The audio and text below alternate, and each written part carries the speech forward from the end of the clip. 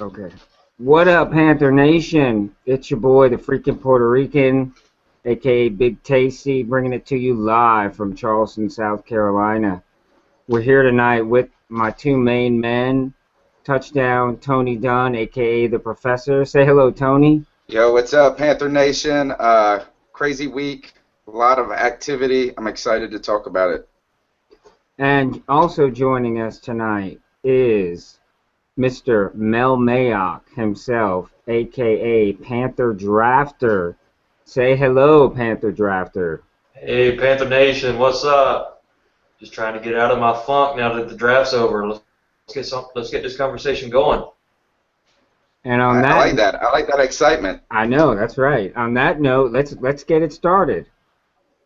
Okay, Joe, what we're going to jump into is this: is how can we not talk about Greg Hardy after this week? And so you might be a little disappointed, old Mel Mayock, but we got to talk about this craziness that has dominated the discussion. Joe, what do you think about all this? How bad is it? Is it getting worse or is it getting better?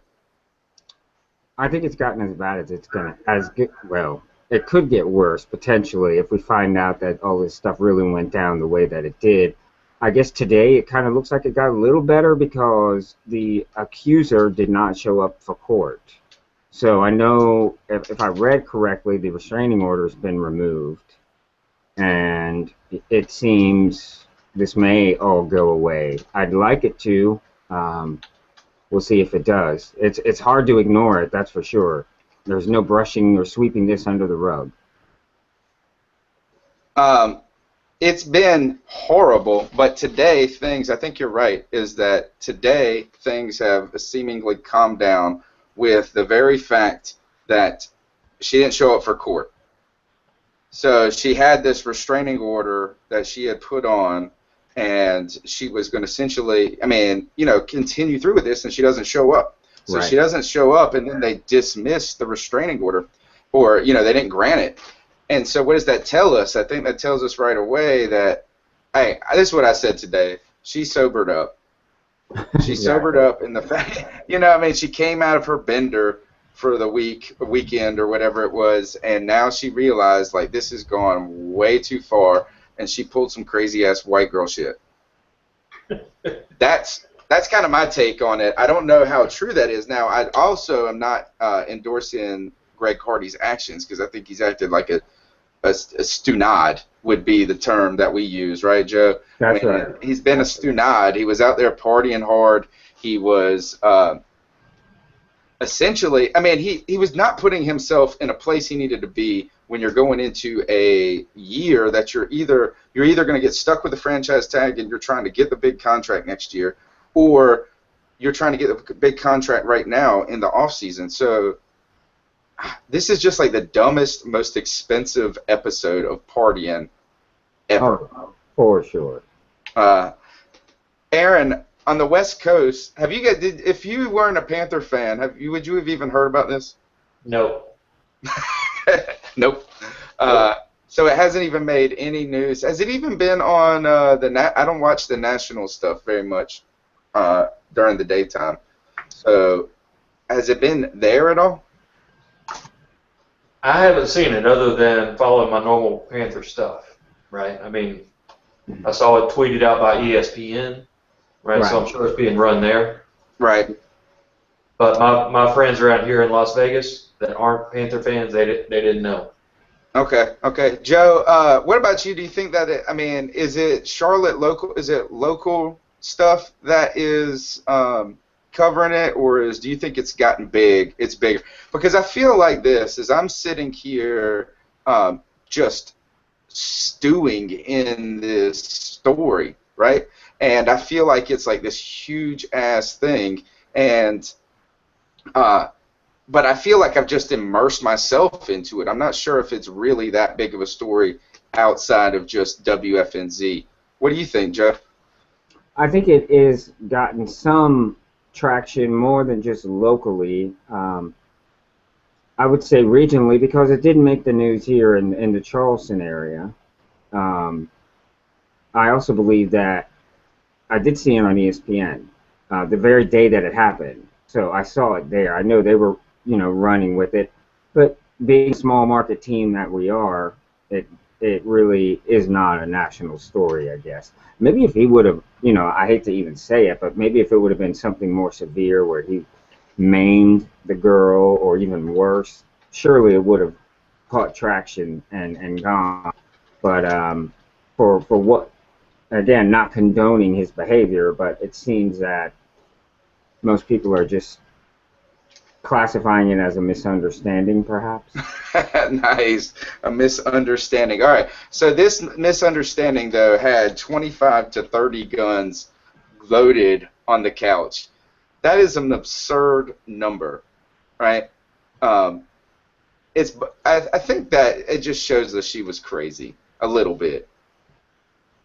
Yes, Am and I am I being a douchebag for saying that? no, I don't think so. I think it does go to show that she must like the attraction of being around dangerous people or people who are powerful, whether physically or with an arsenal. There must be some attraction there.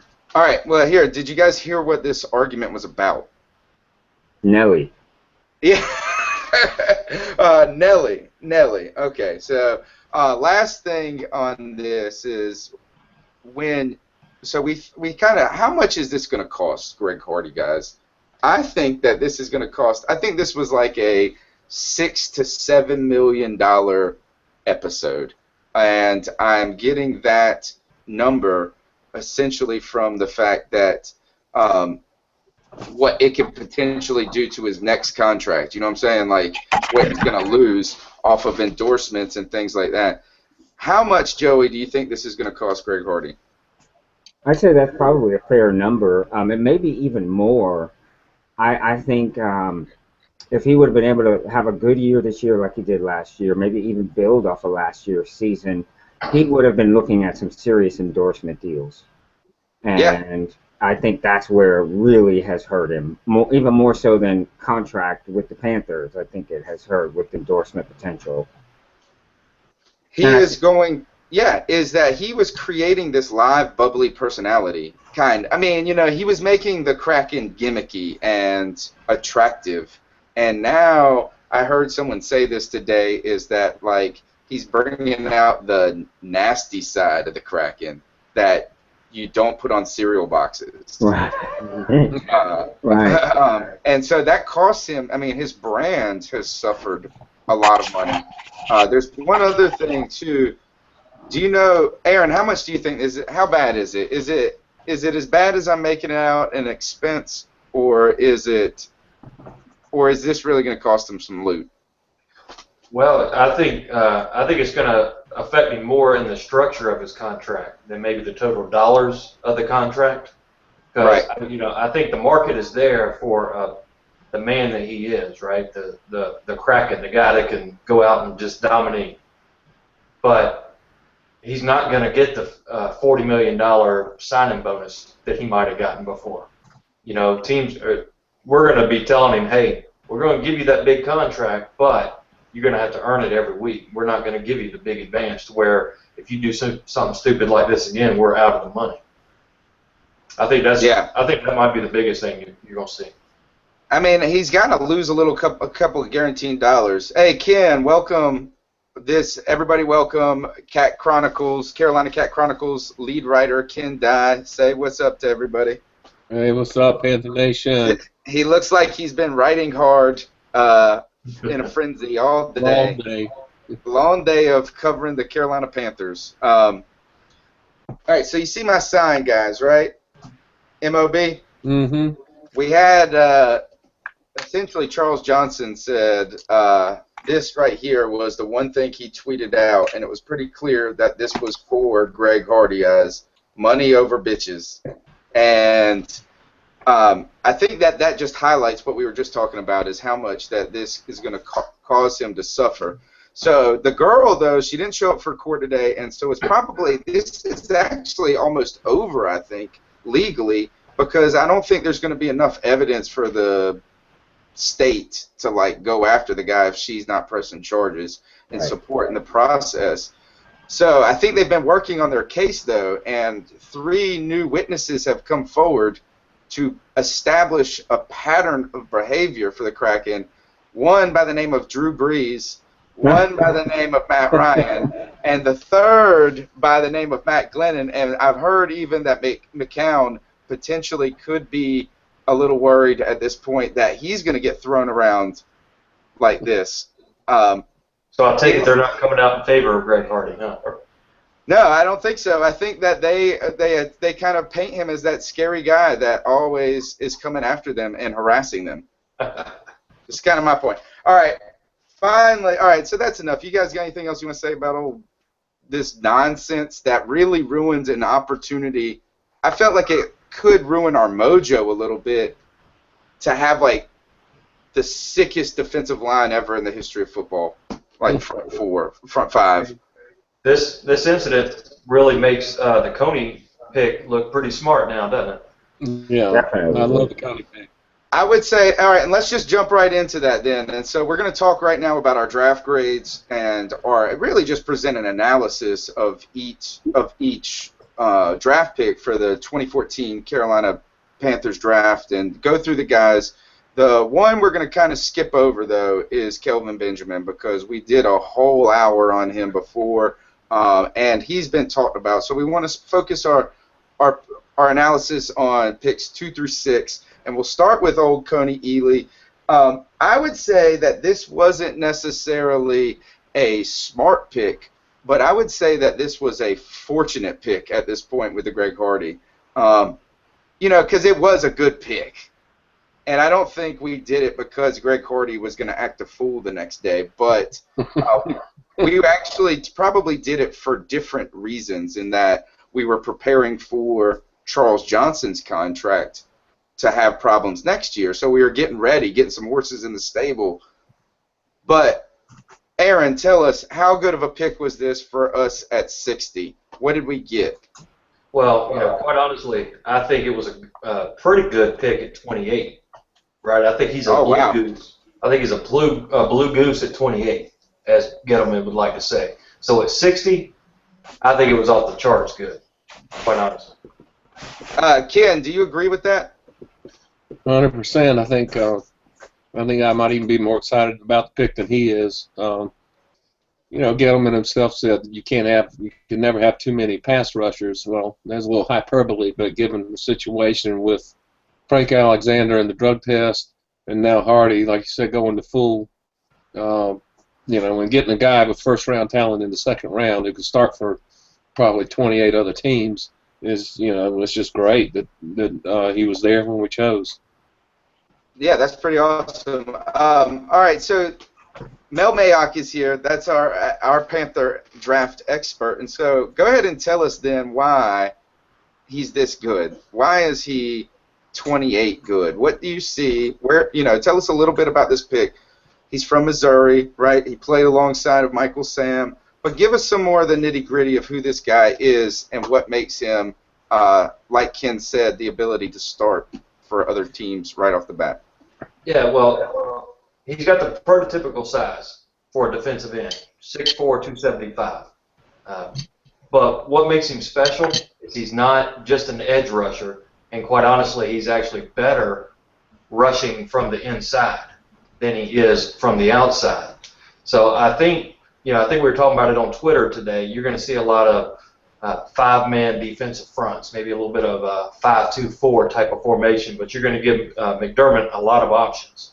So this is a guy that can come in and play tackle on third down and really rush the passer at an elite level. The guy's got a quick inside move that no guard is going to be able to hang with. And he's strong enough to mix his moves up. He's not a one-trick pony, right? I mean, he can do the bull rush, he can do the club move, the swim move, get inside quick. And I think he's going to make a tremendous difference on our defense. Believe it or not. Yeah, that's awesome that he has versatility, like you're saying, where he can move around the line. Joey, you've watched some film on Ely over the last couple of days. What did you see that supports what Aaron is saying, and did you see anything that maybe he needs to improve upon coming in to our lineup and how he can work in the mix? Yes, I would say all of what Aaron said is very accurate. I think he can get stronger. The guards in the NFL are very strong. They're not very quick, but they are very strong because they're the ones that, open up the inside running lane, so they have to be strong. So I think that's an area where he'll be able to improve in. And I really do like him inside, even more so than playing outside. One thing I noticed on film that he does well is he always seems to find the ball well. Um, Okay. the good and the bad there is he's tall, so he's able to see where the quarterback hands off or where the running back may be going. He always was real quick at spotting the ball. The thing I that's the downside of that is he stands up, and when you stand up, you lose some of your leverage. Yeah, you get So swallowed up a little bit. right, and you get into a stalemate with the blocker, and everybody who's ever played football or even is a big fan of the game knows that in a stalemate, the offensive lineman has won. Yeah, that's what his goal is, right? Is to just Yeah, neutralize you. stalemate, right. And what I saw too, and I didn't watch it as closely. I haven't watched it as close as you have, and I can't watch the film. I would say all of you guys, all three of you, see the talent better and the moves and the details of it. I'm more of like the kind of overview guy and color commentary almost. And but I could see that when he was trying to hit that speed move and he couldn't get it, that he almost had to give up like this. And so what he then had to do is he looked then automatically every time to let me not even get past this guy anymore, but to just get the hands up. And I think that's okay that he knows that, but he's going to have to improve upon staying, I guess, I don't know what the details would be, but it looks like he stands up, like you're saying. Right, and I think that's where playing alongside the Kraken and CJ and Dwan Edwards, he'll be able to get some insight from those guys. Plus, he'll hit the weights. I believe, Tony, you told me he bulked up big time from high school to college. When he came into the league, into Missouri, he weighed 217 pounds. Jeez. And now he weighs 275 pounds. Isn't that still a little light for a tackle, though? It is on the light side, clearly. It is. Yeah. It is. But that's where his speed would come into play. He's going to be more of a speed rusher. That's why if he can bulk up a little and get stronger, he'll be even more effective on the inside. Yeah. I think what he's going to have to do is get like country strong, like Charles Johnson is that I don't know if those guys always look the strongest, like, you know what I'm saying, but like how your dad was when you were a kid, it's not like your dad was a bodybuilder, but the dude had like work strength, and that's what I think he's going to have to kind of get. Ken, what do you think about Ely? How good is he right now, and what do you want to see him improve upon? Well, I haven't really looked into him specifically that much. I just know he gave Auburn fits when we played against him, and I just find it interesting that he's the good defensive end from Missouri and gets talked about a lot less than his teammate, his ex-teammate Michael Sam does. I'm tired of hearing about Michael Sam. But as far as Ely, my impressions were that he would help in the rotation, keep the pass rush fresh, and I immediately saw the same thing about the leverage and the contract talks coming down the road, whether it's against Hardy or CJ or both. Either, I could just see Gettleman's hand in that. Well, we got this second-year guy coming up. He's really good. So if we don't get our price, then see ya. Wouldn't want to be ya. Yeah, it's just kind of some leverage almost contractually as well, and that is some of the benefit to bringing him in. Yeah, it factors in the equation. Sure, and that's the business side that we often have to, like he's been saying, that three-year plan, and he has to be able to have guys in the stable or horses in the stable so he can make moves like that and muscle up against big names and stuff so that they don't get every dollar and ruin us. Aaron, one of the things that you talked about was his ability to play inside and outside, and that, he's a bigger dude, and he's going to get bigger. He's going to get a lot stronger. But he is relatively fast, but what makes him so good is it when you look at his 40 time, it's not that big of a deal. I mean, it's not as enchanting as what's his name from South Carolina, Jadeveon Clowney. What makes this guy that good, Aaron? Well, actually, the number one question I get asked about Ely is why did he fall? If he was supposed to be there at 28 and Gettleman had a first-round grade on him, why did he fall to 60? Right, and it scared some people. And it really boiled down to his 40 time. Okay. Scouts like to say, pro days and the underwear Olympics, which is the combine, isn't going to impact the draft as much as the actual tape, but it always does. I mean, look at Bridgewater. Had a bad pro day, he fell. At one point, he was going to be the number one guy.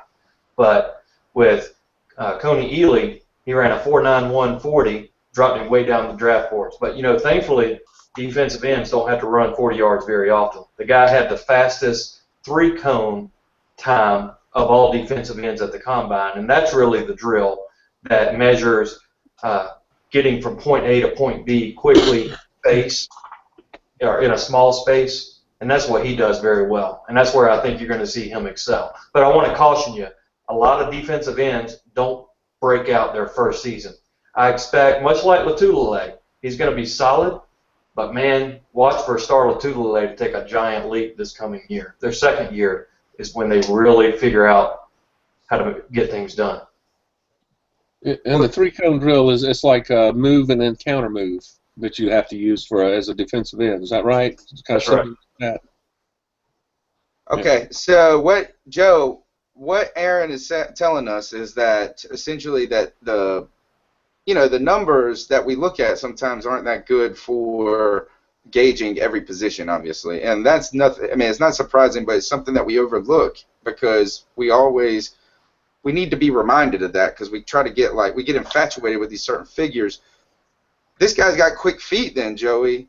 Did he have the motor that it takes to break out in the second year? The third year, I mean, it was the third year for the Kraken. Charles Johnson, maybe his second or third year as well as a player that he really had the breakout season. Does he got it, Joey? Yeah, I think he does. I believe Gettleman really sees something in him that he likes, and he's got the intangibles. I noticed in the film that I watched, he was always around the ball, hustling. He may not have made the tackle, but he was always around the ball. He was pursuing, never over pursuing, but did a good job of staying, disciplined. And that goes a long way. If you got somebody who's sound fundamentally, you can coach them up with the other things. Okay, so I think that's pretty good on Ely. What we'll go on to our third round pick, and so we'll look at Trey Turner from LSU, 6'2", 310, and Joey and Aaron both described him, and I think also Ken, you might have told me this like a week ago as well, that this guy has a nasty attitude, and not like I'm a bad guy, but a mean, tough streak on the field. Ken, you want to comment on that? Well, yeah, I've heard the same thing. I've also, seen him in action playing against Auburn. And the thing is, LSU with Zach Mettenberger, they run, that vertical passing with Jarvis Landry and Odell Beckham. They got the receivers to do it with, or they did last year.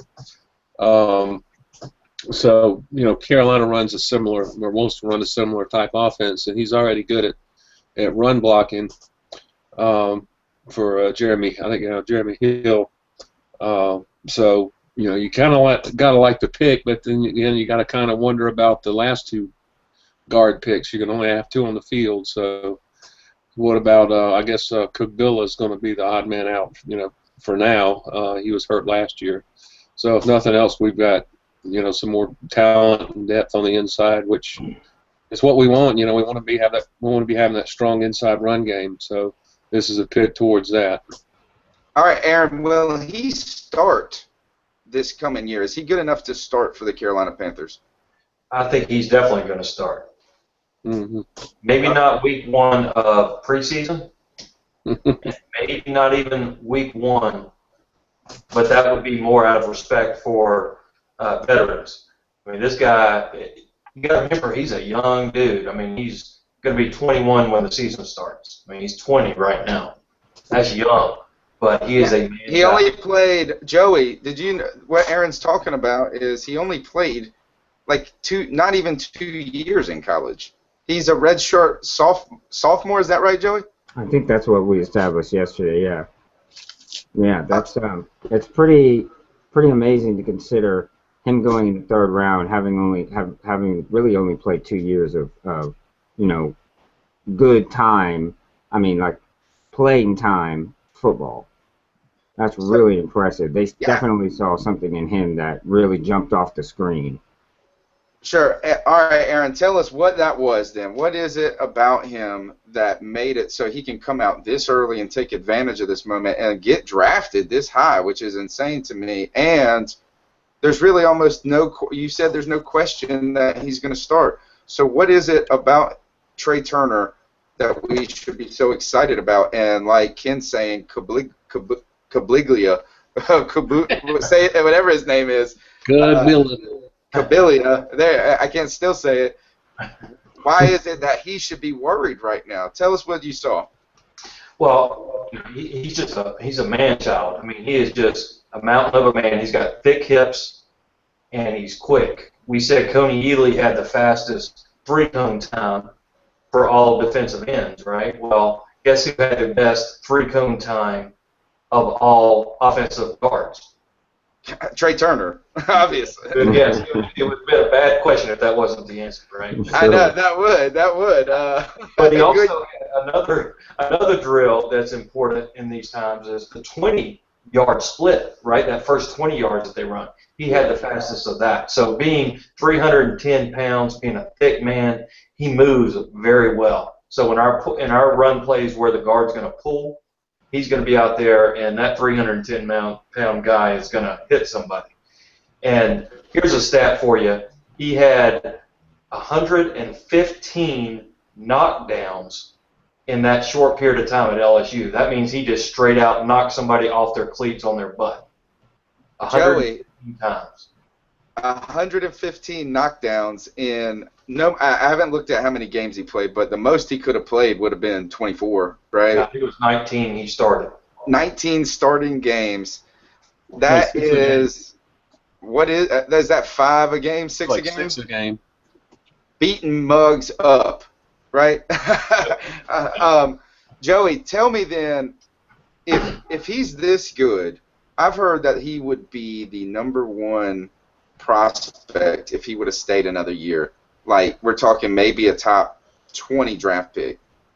Yeah, I believe that's right. I believe he would have been the top guard coming out. One of the top offensive linemen, for sure. But in all likelihood, the top guard.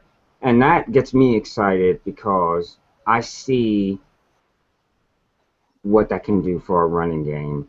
And I really believe that this season, more than any other, if we're going to have success, we have to be able to run the ball. I just think our receivers are, that's a big question mark.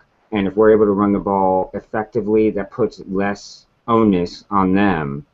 More, we time of possession will be in our favor. The defense will be able to stay fresh and on the sideline. I mean, there's just so many things that it would help us in so many different ways. And I'm excited about him being on the offensive front. I really am. I think that's a great point because what gets lost in our numbers, our terrible offensive numbers, was just how much of that was the passing game. The passing, I mean, Cam had a relatively good completion rate. I mean, it was like 62%. The passing game wasn't good, and it wasn't the biggest liability for our team either. And the fact is that we could not run the ball consistently. Right. At all. I mean, we couldn't really, we just really, and so it put all that pressure on a group of guys that was okay at best. Right. We got a vertical passing attack with nobody to be vertical except, right. Except Ginn, and then you've always talked about how you hate his hands. Yeah, he can only catch half the passes thrown to him. There you go. So. He's got little alligator arms, but yeah. So I think what we got to do is this.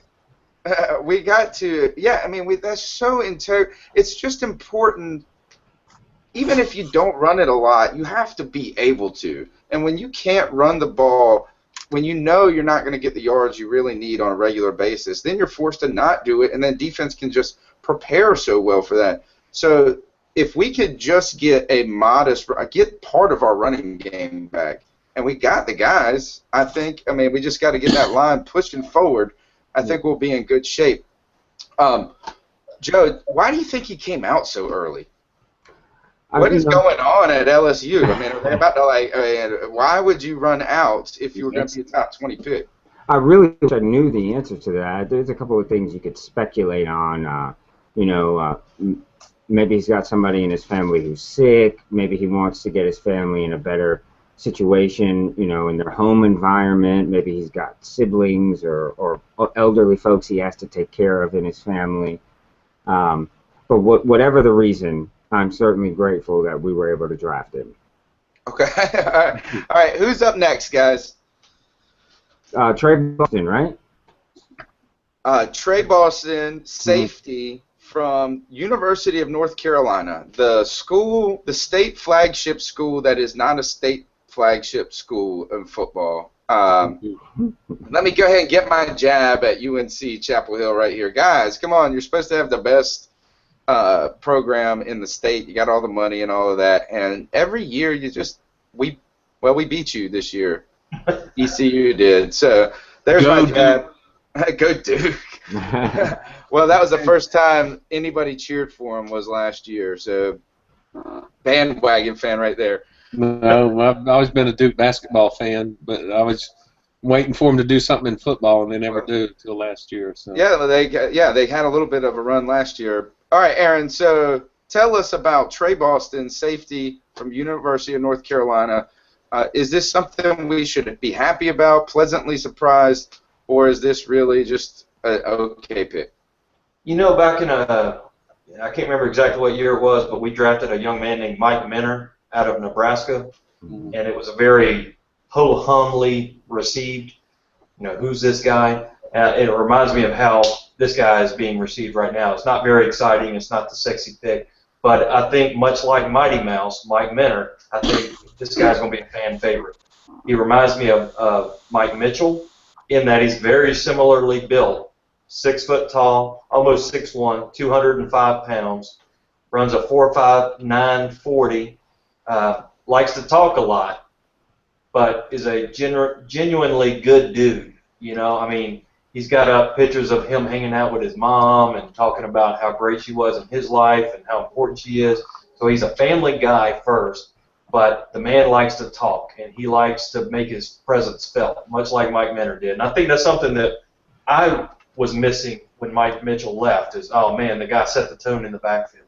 Right. I look for Trey Boston to come in and do something very similar. He's gotten better every single year. His stats have gotten better. Last year he ended with 5 interceptions. He's played corner. He's played nickel. He's played most safety spots. So, I think the possibilities are there for the guy. Joe, how do you feel about that? Well, I watched game film today. Boston playing against the aforementioned Duke Blue Devils, and I saw a lot of things that I liked. And I did see a style of play similar to Mike Mitchell. Loves to come up and support the run. I mean, that's his thing. He loves to come up and support the run. And in that game, they were playing a nickel package most of the game. That was their base defense for that game. And he, a lot of times, would creep up to become that third linebacker and play that part of the field. Another thing that I really liked was I only saw him miss 1 tackle throughout the whole game. Out of all the attempted tackles he made, he only missed 1. And he's a very sure tackler.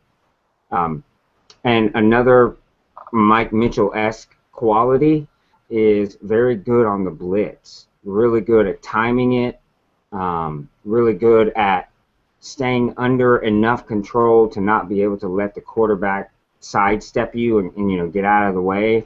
Really liked what I saw from him, not having seen him play any other point during the college football year last year. What I saw today, I really thought the Panthers made a good move. Ken, how do you feel it was like based in the entirety of the draft, we didn't get an offensive tackle. How did you feel about us just going with this pick here? Was that a problem for you? Are you happy enough? I feel like this is all we've done right now is just say, these guys are great. They're wonderful. The draft went perfect. And really, the first pick is the only one that we've even had any issue with. It seems like these middle picks, 2 and 3, well, that's not a middle pick, 2 and 3 were strong. How do you feel about this in the whole context of the draft, Ken? No, I think it was a horrible pick. I do not like the guy very much. In fact, that he's this trash talker with the average athletic ability to back it up. People compare him to Mike Mitchell, maybe in attitude, but he doesn't have the physical gifts that Mike Mitchell has. I'm sorry. And I've heard and a little bit that I've seen is that he's an inconsistent tackler. Sometimes he's there, sometimes he's not. Maybe it's the angles he takes. Maybe it's not understanding what the guy's trying to do to him. But a fourth-round pick, I think, should have a little more upside. I see a low ceiling on this guy.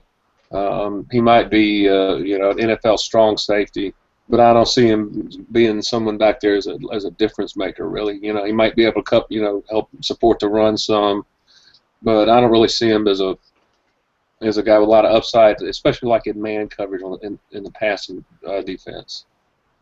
Okay, so you don't like the guy. Who is somebody that was out there on the board at that time that you would have liked the Panthers to go with?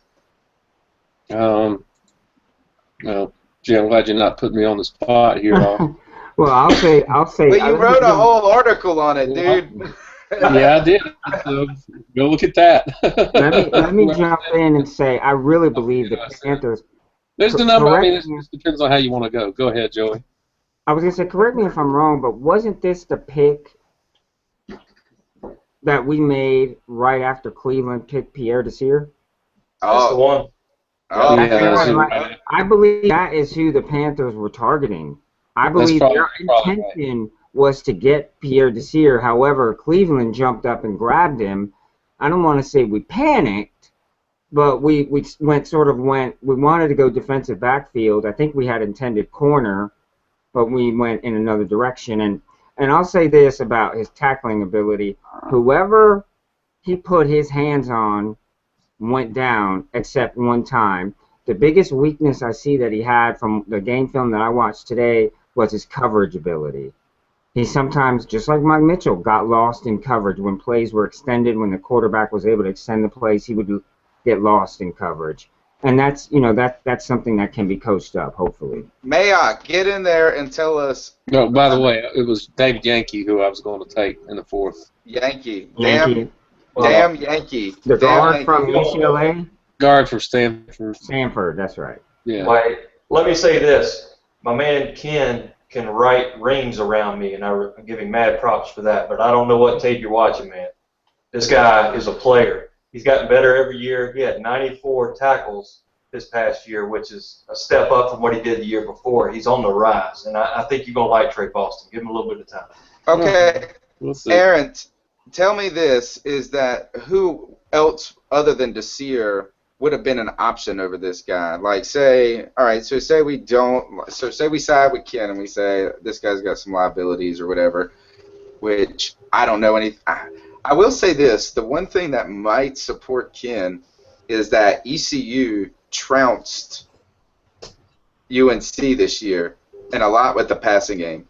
So I don't know who did that and who was at fault, but ECU. Was that game pretty early in the year? It was like the third game of the season, and then they got a lot better, didn't they?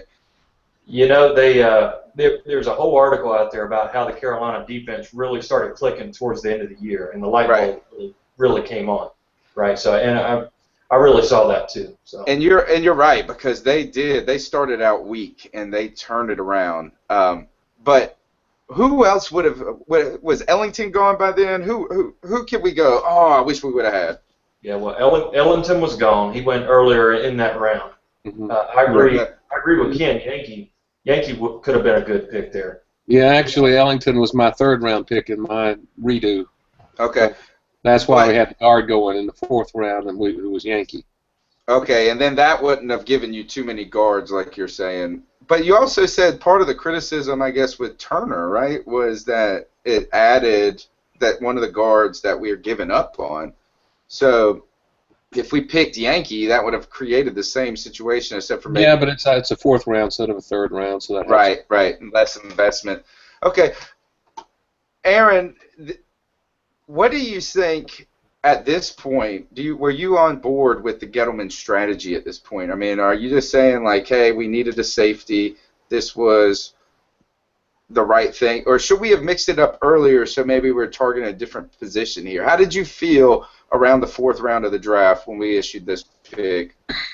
Well, I think if you step back and look at it, Gettleman really does not pick by what position we need, right? He's not saying I got to get a safety, so what safety can I get at this spot? He is saying I would rather get a good player at a position that I don't really need right now than just another guy at a position that I do need because I had to draft somebody, right? If you really need a left tackle and you draft a Jag, just another guy at that position, it's only going to make the situation worse, right? So I really think that Boston was right up there very high on his board. So I think we just got to trust the pick. Now, there's some other safeties out there that I personally like better, but one that I thought would go very high in Dion Bailey out of USC didn't even get drafted. Right. So, but I think he's going to be quite a player. Well, also, I think it kind of depends on what you're looking for in a safety. Right. If you're looking for somebody to come up and support the run, maybe Boston's the guy you want. He's one of those enforcers like we lost on defense. Right. He's going to maybe slip into that enforcer style role where hard-hitting, strong safety, kind of ties the secondary together. And that's probably what Gettleman was looking for. Yeah, that's great. Another thing I saw about Boston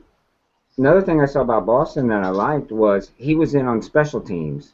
Even as an upperclassman at UNC, he was in on special teams, and not just in there to occupy space, but actually trying to make plays. So any guy you get that's willing to go out there on special teams, and that's a starter, you want to have a guy like that on your team. No doubt. Like he's got to have that versatility to make our team. Right. Well, that's how later round picks do it a lot of times is on special teams. It keeps them around, on the roster because that's a 30-year players. It's a 30-year team. You got offense, you got defense, you got special teams. You're absolutely right, Ken. That gets him around the defensive scheme, around the defensive players. He's learning. He's working on his abilities. And, 2-3 years down the road, maybe he becomes a starter. Exactly. I mean, time will tell on that, but right. Yeah, it's not like we got a bunch of spring chickens back there with Roman Harper and Decoe. Yeah.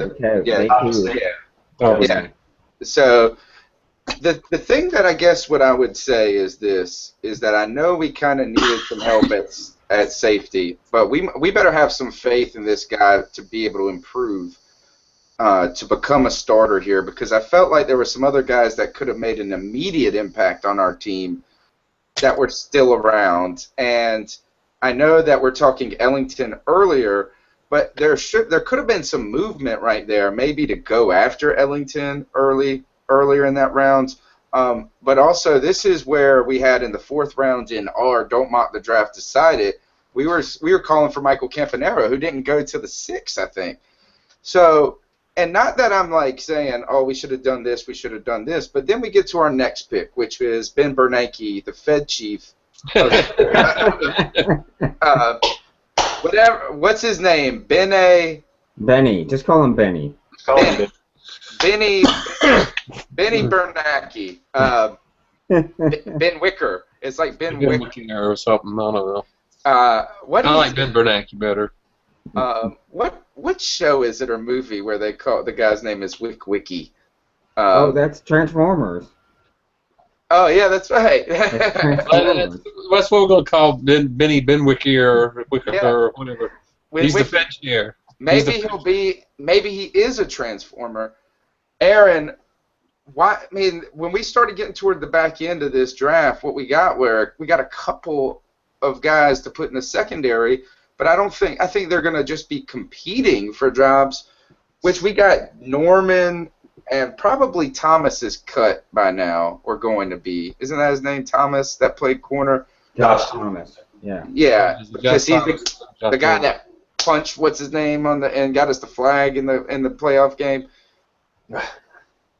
Were you okay with us going another guy for the secondary here in the 5th round?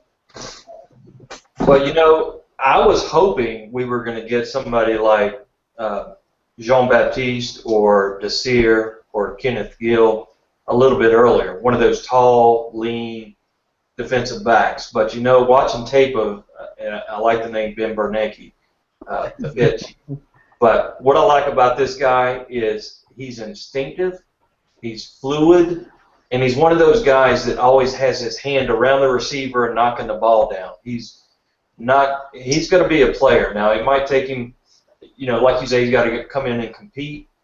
But here's a guy that has a 40.5-inch vertical leap. Jeez. The guy is a fluid athlete. I mean, that guy can jump out of the gym. And he's 6 foot or so, isn't he? He's right at 6 foot, 195 pounds, and can jump over 40 inches high. Yeah, that's pretty impressive. So when you got these tall trees in our division, right? That's important. 2 6'5" guys, yeah. Well, on the Bucks alone. To stick with the Ben Bernanke analogy right here is that he's kind of a low interest in loan. Yeah. The fact that you get him late, and maybe he can blossom into something, because this is the time you pick a guy that has good size. That's not going to be like a high name, but Richard Sherman, 5th round pick. Right. You're trying to find a guy that has some sneaky tools out there it's gonna click with, and it sounds like he does have some potential for that. You go back to Joey's point a little bit earlier, which was very good about late round picks needing to make it on special teams. This is a guy that was a standout gunner on the punt teams. Nice. So I could see him competing to be our gunner from day one, and then mix in and provide depth in the backfield. So, hey, get some value right on special teams right away. Right on. Ken, how'd you feel? Did you hate? How about this? I want to ask you if you liked it, loved it, hated it. Did you hate it more or less than the Trey Boston pick? Did I hate the Bernanke pick? Yeah, more or less than you disliked the Trey. Less. Okay, so positive. Yeah. I have a question for Aaron. Aaron, I want to ask you, was it worth trading up for Benny? Because we got him via trade, did we not? I forgot that. We picked him up trade, or could we have picked him up maybe in round 6? To me, my philosophy was this is such a deep draft. I would like to have seen us not trade away that 7th rounder, and then we could have gone after our boy Cornelius Lucas that Tony is talking about. Yeah. Right. That went undrafted, right? Went undrafted. Now he signed with Minnesota. I would love to pick him up in the 7th round. That 7th round pick was the one we acquired from the Giants for the Beeson trade. That's right. That's right. So we traded away. Yeah, so we traded away a Pro Bowler to move up and get this defensive back. So he better pay dividends. Right, and I'm of the opinion maybe we should have waited one more round before, keeping that extra pick. I think we were, it was so deep we could have benefited from having the extra pick. If I was general manager, we would have stood pat where we were. Right, I agree. And I'm not saying it's a bad pick. I'm not saying that. I'm just saying I think we may have had a shot at him around later. Maybe. Yep. Yeah, that means that they had their eye on the guy, obviously, that they traded for. Yeah, but as a guy in the 5th round, is he going to be the difference maker so much that you have to trade up for him? Exactly my point, Ken. Thank you. I'm with you guys, because here you go. You could have picked Michael Campanaro, who would have definitely had some sort of impact on the team. He could have been used. I mean, it's not like he's going to be a game changer. So you can't just tell me that this was best player available. You know, Right. I mean, there has to be something else in the scheme that makes this have value at this pick more than Well, he's a little more bit than of a somebody ball else. hawk, from what I understand. I'm sorry. Go ahead, Aaron. He is a ball hawk, there's no doubt. That's a good point. But I think one thing that we really like about him, and the reason why Josh Norman was in the doghouse last year, is this guy is smart. He's not going to blow coverages. He's not going to pick up the wrong man. He's not going to cause the back end to collapse.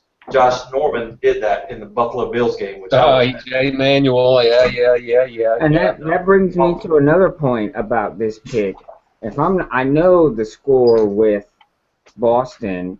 Both of these guys, Benny and Boston, scored pretty good on their Wonderlicks. 21. So, yeah, was it both 21?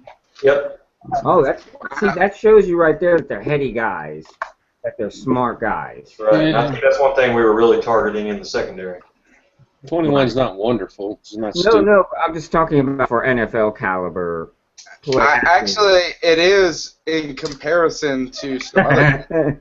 You know, I mean, Morris Claiborne reportedly scored a 4 on the Wonder. I know. Well, did y'all see what our boy Kelvin Benjamin scored? Oh, What? God. Do we even want to bring that up? Really? Please tell us. I don't know. Please tell us. Yeah, 7. A 7? A 7. Oh, even more no. I heard this. I heard that He'll develop into the offense, they said. I He'll heard grow into the offense, they said. Gettleman says he likes his football IQ. So, Well, that's what really matters. that's right. So he had to. It's like he's going to say, well, the kid's stupid, but I drafted him because he's a Hulk. You know, come on. Well, he did have to distinguish football IQ. It's not like he drafted him for his IQ. I heard he got held back 2 grades before high school or something like that. He did. Oh, jeez. Poor Well, fellow. I mean, as sad as it is, it could be a product of his environment, too. You know, if he Yeah, I mean, it could be a bad test taker. I mean, the Wonderlic is kind of a ridiculous thing. I mean, maybe it's easy. Yeah. Would you take it over again? How about this? If you were Kelvin Benjamin, would you secretly take the Wonderlic over again in hopes of bumping your score up to give you a better outlook? Yes. I would definitely take it again. I would be studying for that sucker all night long. A week I don't straight. care about no Wonderlic test. Just give me the football. Oh no, I would. That's terrible. You don't want to be known as that. As having. You don't It's want like to a be Scarlet more. Letter sort of thing. I heard that Dan Marino blew his first Wonderlic, and he had to retake it. He only scored like a 16. Yeah. But, I mean, y'all are saying, like, only a 16 and then talking about a 21 like it's great. Well, Right. No, well, 5 points. What's the difference? Well, it's Dan Marino, though. I mean, it's not like Morris Claiborne. We're talking about one of the greatest potential quarterback in football history. Quarterbacks should be. Oh, I know. I grew up watching him. He was my favorite NFL player. right, and I'm comparing 21 to a 4. You know, 21. Actually, I think 16 to 18 is average, so that's above average. There you go. So I think you saw Gettleman putting an emphasis on intelligence in the secondary. Yeah. Ooh, bringing that back, Richard Sherman, also 5th-round pick, Stanford super genius, right? Yeah. Really smart. So maybe maybe at this point when you're in the 5th and 6th round, what you're trying to do is get a guy that just hasn't had the time to blossom yet. And as that but they got this. Once you have this up here, you can maybe keep them with you. Here's the thing: is that like when Dwayne Jarrett started doing poorly, he was so difficult to just be a human through the process. And that intelligence, that it keeps you dedicated, it keeps you working hard. But if you don't have that, if you don't have the ability in many ways to do the study, you're going to get burned out quicker from the criticism. Right, and frankly, if you don't understand it, it becomes frustrating. Yeah, You know, yeah. if you get frustrated and so you don't want to do it because you know you're just going to get frustrated, and then your teammates, i.e. Steve Smith, are going to be all over you, giving you a hard time about it. And they And probably aren't doing it in a nice way. They're probably calling you stupid. right, exactly, Yeah, why exactly. don't you know this stuff? Everybody else has to. Yeah, I scored an Right. 8 on my test, and I know it. It's his job to know. Exactly. But in Benjamin's defense, they said he did extremely well up on the chalkboard. Well, Greg that's never great. played I even. did hear that. I did hear that. You know, and here's the thing: is you can be smart as all get out, but you might not be 6'5", 240. That's right. Exactly. I'm pretty smart, even though most of the time I don't demonstrate it. I'm smarter. I would say I'm like 14, 15 Wonderlic smart. Right Below, on. below average. Below average. Nah, I'm like 28, if that's even a number. But I can't dunk a basketball goal. Right. I've tried a lot, and I can't do it. So, you know, I mean, you can be smart as all get out, but if you're slow, Don't have the physical skills. Yeah. Right. yeah, you ain't gonna be doing it either. So he's It's a good got thing that. to do both in the NFL, and I'm not, I just don't like Benjamin as the pick of the first round because of that risk. Yeah, Right. Right. That was everybody's hesitation, I think. I remember the reactions from everyone when they called out his name. Everybody was like, "What?" I know. I know. And I almost feel guilty that nobody on our whole draft hangout showed even the least bit of excitement. Right. Big Q did. Big Q defended it, but it was even like, why? How can you not like this? It wasn't like a passionate. Right. Yeah, and if you remember before they made the pick, I was saying the one name that keeps popping up in all these mock drafts is Benjamin here, Benjamin there, Benjamin everywhere. It's the one name that I keep seeing. Yeah. Here, well, I secretly hope that we have Benjamin Button. And doesn't he start out old and get younger? Yes, he does. Isn't that what Benjamin Button did? I haven't seen the movie. So maybe Benjamin will get younger. Oh, so he's going to get less mature as No, as he gets a redshirt sophomore. So he'll go to redshirt freshman and then back to high school. No, he'll keep his back to mental Pop Warner. status. He'll keep his mental status of 23 and 8 on the Wonderlic, but he'll move his physical status back to, like, say, 238 and a little bit faster, because Right. he's going to make up for 6th grade. I think you've been into the beer too much tonight. I haven't been. I'm actually. Well, maybe you should try it. I'm sick and like foggy right now. So, okay, last dude. We've got just a couple more minutes, and we'll be done. Who is this guy? Aaron, tell me, running back. There's been some backlash against this pick, and a lot of very vigorous, passionate defense for this running back here. Tell us his name, his stats, and the kind of pros and cons against why we did this here in the 6th round. Well, Tyler Gaffney out of Stanford, talking about an intelligent guy, right? Now, here's a guy that he's over 6 feet tall, 225 pounds, runs a sub 4.5 40. Didn't even play football in 2012. You know who he played for? He went and played for the Pittsburgh Pirates. He was drafted in the 24th round by them, left, went and played single-A ball, batted .297, so there's a good deep stat for you. But decided he wanted to go back to football. So he went back to Stanford, and before 2012, he was backing up Stephen Taylor, who was drafted last year by Arizona, I believe. And then before that, it was Tyler Gerhardt. Toby Gerhardt, right. Right. In those 3 years, he had 791 yards in those 3 years, backing those two guys up. In this last year that he played in 2013, he had 1,709 yards. Wow. 21 touchdowns. Joey, what do you think about those numbers? It sounds. I think they sound like they're made up. Those are Madden numbers. I know they're not made up. I know they're accurate because I saw that number and I was like, how do you do that? What is he putting up, 150 yards a game or something? He's the perfect sort of runner, I think, for the offense we'd like to run. He's not a shifty kind of make a move in the hole kind of back. He's a find the hole and hit it, run north and south, and you better bring it if you're trying to tackle him. He's like a mini Tolbert. Right, right. Maybe a little bit So he more. is what you need to be in the NFL. Right, I think so. I think so.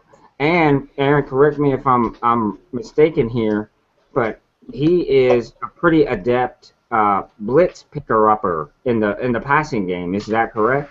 That's very astute of you there, Joey. That's very much one of the reasons he was drafted, because Kenyon Barner, who we like, but he didn't see the field last year, and that was because he couldn't pick up the blitz. This guy is known for being able to be very intelligent and know where the blitz is coming from before it comes and being able to get over there and pick it up. So I think you might see this guy get some playing time, especially if either of our running backs get injured. Right.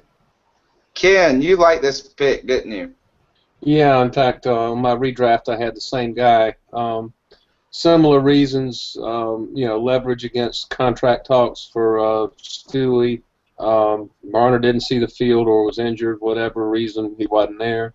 This guy's got a potential to be a three-down back.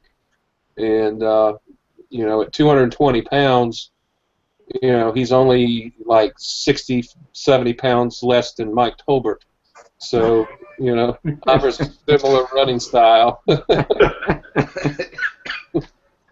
You like that one, huh? Well, maybe he can accelerate faster than Tolbert, because Tolbert is like a locomotive. And I also understand that he's good at catching the ball out of the backfield. Yeah. So. Right, this is a great pick. Yeah. I mean, I really believe it. You talk about value. I think this is a tremendous value pick. And you got D'Angelo Williams getting to that magic running back age of 30. You got Jonathan Stewart, who has the most difficult time staying healthy. Mm-hmm. Mike Tolbert has been I'm going to say featured back as of late, the last couple of seasons. But this guy could really come in and contribute right away and then step up and take a bigger role once we get through this season, going into the following offseason, because either D'Angelo or Stewart's going to be gone, perhaps even both of them may be gone. Mm-hmm. Yeah, Joey.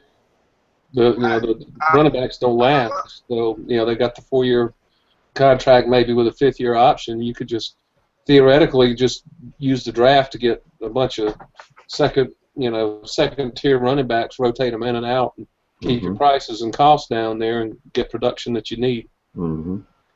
Joey, you like this pick a lot. My question, I think, in this, and I think that some people there was a negative reaction about this selection, and not that against him as an individual, but as in where we were in our needs. We're talking 6 rounds. Michael Campanero's probably got, I'm going to say his name one more damn time. But, okay, I think it's the Kenyon Barner pick that has some people lingering like, man, we have 3 running backs that are all fighting to start.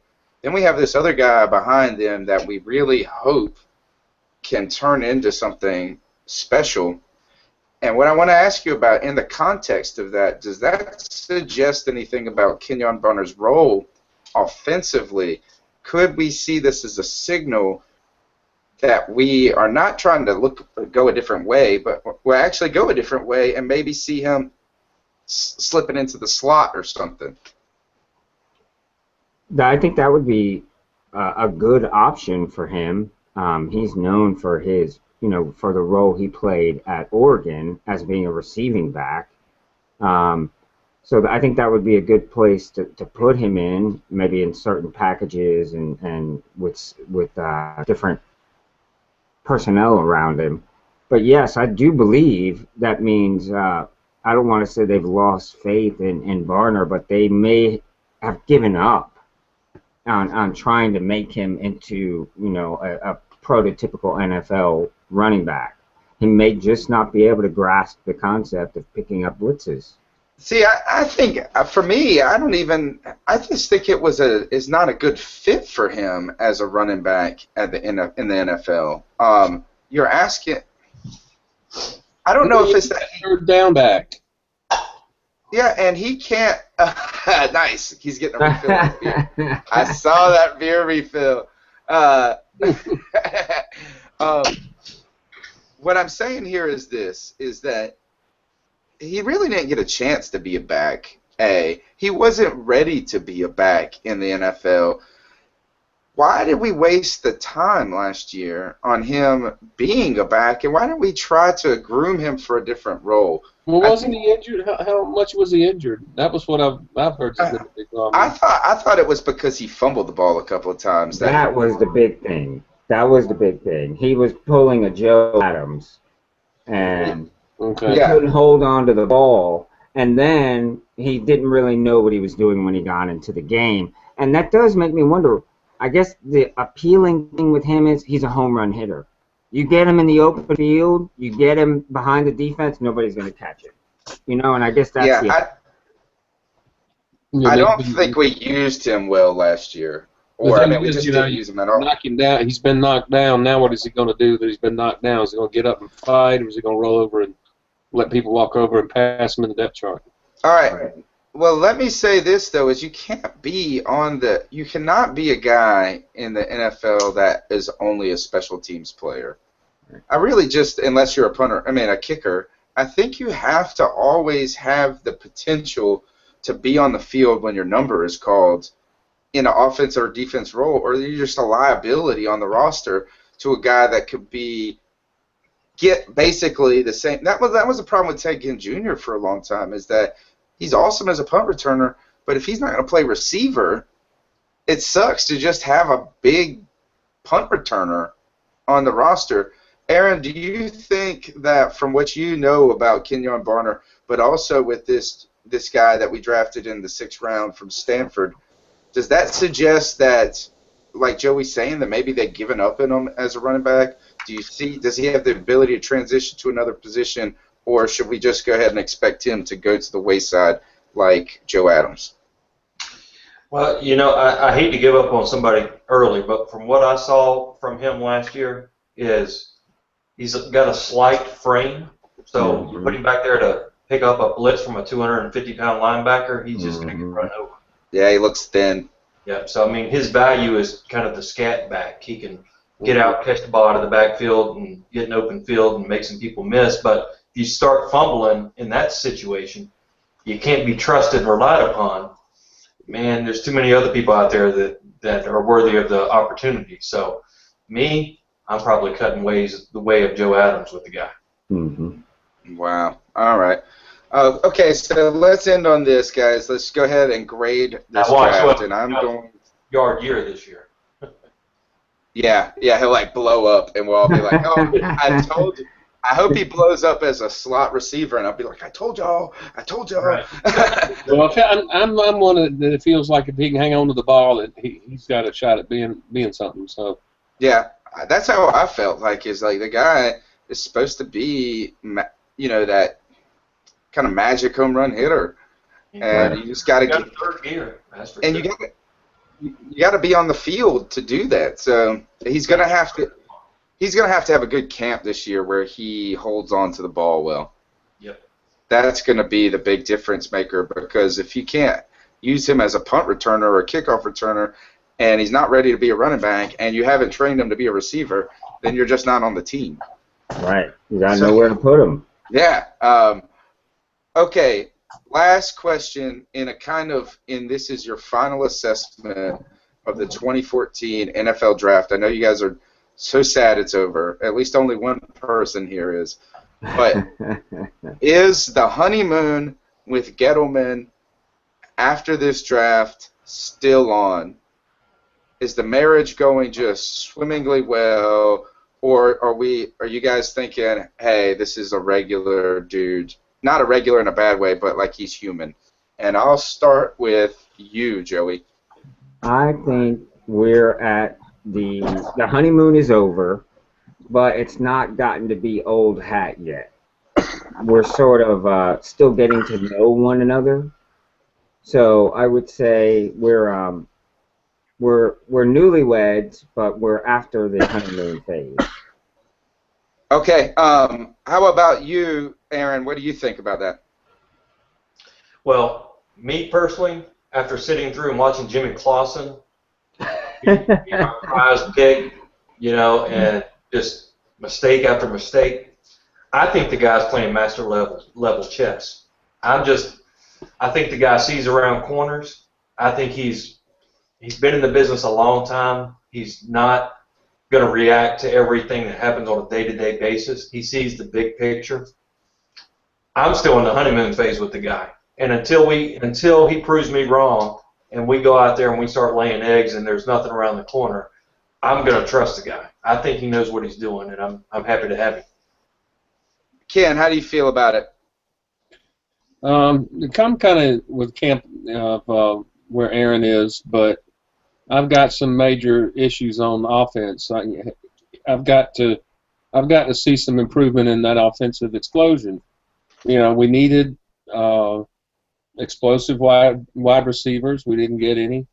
We needed tackles. He says we've got the talent in-house. I don't believe that. Moving Byron Bell from the right to the left side is a disaster waiting to happen, I think. But, I'm not the personnel guy. I'm not the coach. I'm not the team guy. So I guess until they proves me wrong, we just have to go with what he says because he's the one holding all the controls to everything. So he says that we've got the talent in-house at tackle.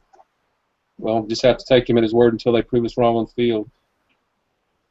I actually came out of this draft with mixed feelings because I think he won me over more than he had.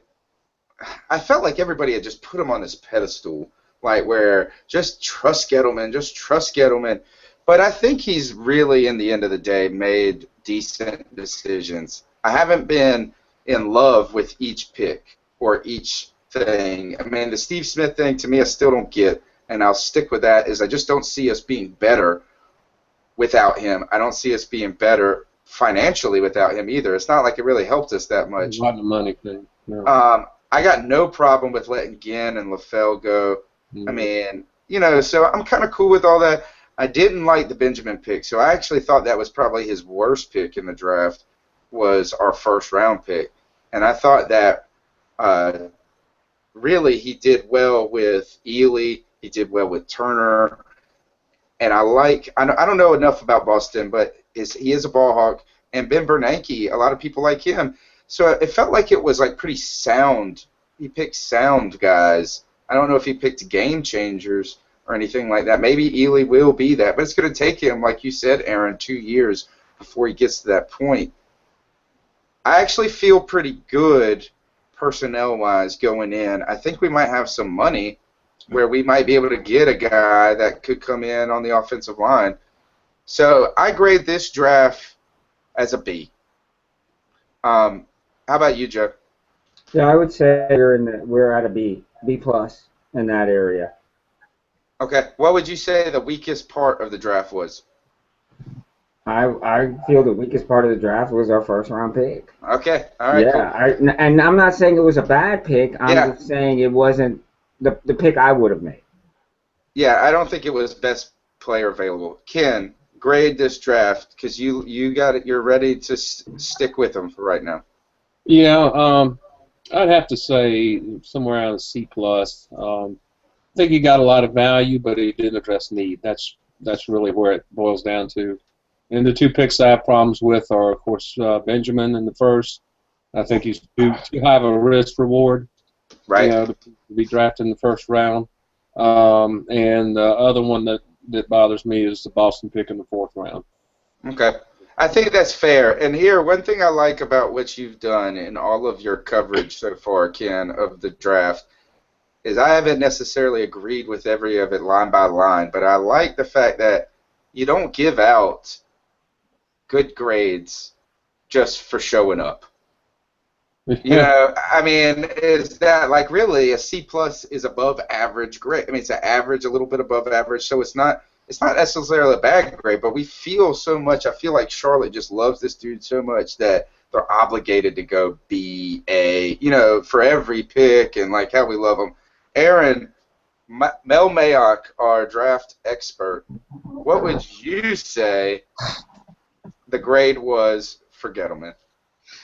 Well, I think in actuality you can't honestly grade the draft until they get out on the field for a couple of years, right? Right now, all you're grading is your perception against his opinion. Sure. But if you take it from the scientific method of ranking the players from 1 to 500 and then taking where we picked and seeing how much value we got over at the Draft Tech, which is the other website that I work with, Draft Tech Big Board, based on value, out of 32 teams, we came in 11th out of 32 as far as picking value. Right? So that fits right in with about your B. So I'll go with that. Yeah. What do you think what picks made it that well? Like, I mean, it had to have been one or two that brought the grade up a little bit. Well, we had Benjamin rated very low, so that hurt us a lot. So without the Benjamin, we were way up there. It was the Coney Ely pick. He was ranked 17th, and we got him at 60. Wow. Okay. Yeah. That's crazy. Yeah, I'm happy with it. All right. Any last thoughts here? I want to give everybody a chance to plug who you are, what you're working on, if you're working on anything. Last thing for the fans, CarolinaCatChronicles.com. Check us out. We've had a lot of success over the last week. This Hardy thing has just blown up and gone crazy. So please check us out. We got a ton going on. Follow us on Twitter, cat_Chronicles. Aaron, tell them how they can get at you. Well, I'm at Panther Drafter on Twitter. You can follow me there. We got conversations going on all day long. I'm an analyst for DraftTech.com, which is one of the best all-around websites out there. They do mock drafts every week, and you got an analyst for each team. I'm the one for the Panthers, and I've been approached by many different websites to work with on draft stuff, but I've chosen to kind of throw my ring in the hat with you guys here because I see you guys as the up-and-coming website that just really got it going on from a fan perspective for the Panthers. So happy to be here, guys. Way to plug us in the process of. Well, that's why this guy is Mel Mayock. And, that's why. And again, tell them how they can get at you. But before that, answer this question for me. Who would win in a fight, Mel Mayock or Mike Kuiper? Mel Mayock or Mike Kuiper? Is it that way? Did I say it wrong? Yeah, you said it right. Okay. Yeah, Mel Mayock, which we have right here with us, and he's on our team, or Mike Kuiper. Oh, Mike Kuiper, huh? Okay. Okay. Joe, who would win this fight? Mel Mayock would win this fight. Of course Mel would win it. That's because we're his boys. We got his back. That's right. We got his back. All right. Joe, last plug, and we're done. All right. Well, you can reach me at Joe Riolano, and also check us out on Facebook. Cat Chronicles on Facebook. Like us. We post our stories. We post pictures. We got all sorts of stuff going on there. In the future, a couple of notes. We're going to be doing a Cat Chronicles Fantasy Football League. Oh, yeah. That's going to be killer. Keep an ear out for that. And be looking for the Charleston, South Carolina Panthers fan club. We will be working on that as well. We have some hidden projects going on that I think are going to be very successful this year, and they're successful because of this. Is it hard to get your butt out to a bar and hang out on Sunday and watch football? With other Panther fans? Are you kidding me? Nah. It's like, oh, honey, I'm sorry. I got to go watch football with people that cheer for the same team with me and drink beer. Oh. Okay. Well, that's it, guys. So we're going to go ahead and call it a wraps. For the CarolinaCatChronicles.com 2014 draft grade recap show. Thanks a lot for joining us. Hit us up.